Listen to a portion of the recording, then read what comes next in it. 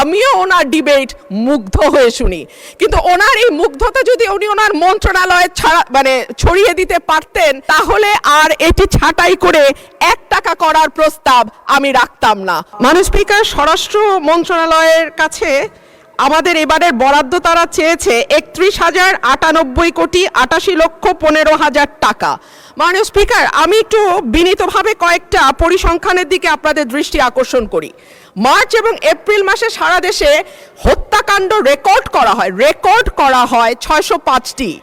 অন্যান্য অপরাধ একই সময় 294টি ছিনতাই, 90টি ডাকাতি, 196টি অপহরণ, 2214টি চুরির ঘটনা, 129টি পুলিশের আক্রান্ত হবার ঘটনা ঘটেছে।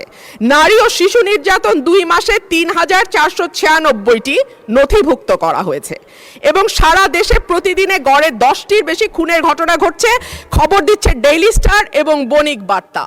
এই যখন আমাদের সিকিউরিটির অবস্থা, এই যখন আমাদের আইন শৃঙ্খলার অবস্থা, তখন আমরা এই মন্ত্রণালয়ের জন্য দাবি তুলছি 31,098 কোটি। মাননীয় স্পিকার, পাশের থেকে আমার একজন সহকর্মী বলছেন এটা আরো বেশি হওয়া উচিত। সম্ভবত মাননীয় স্পিকার, পুরো বাজেটের সবটাই যদি স্বরাষ্ট্রমন্ত্রীকে দেয়া হয় বা এই মন্ত্রণালয়ে বরাদ্দ দেওয়া হয়, মাননীয় সদস্য প্রস্তাবটা করেন, টাইম ইজ রানিং আপ। তারপরেও কতটুকু উন্নয়ন হবে এই মন্ত্রণালয়ের আমরা জানি না। স্বরাষ্ট্রমন্ত্রী যখন বক্তব্য দেন, সারা দেশ মুগ্ধ হয়ে শুনে।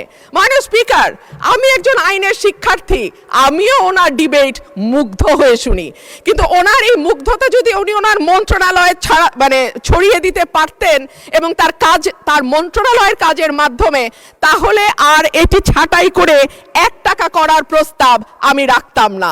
ধন্যবাদ। ধন্যবাদ মাননীয় সদস্য।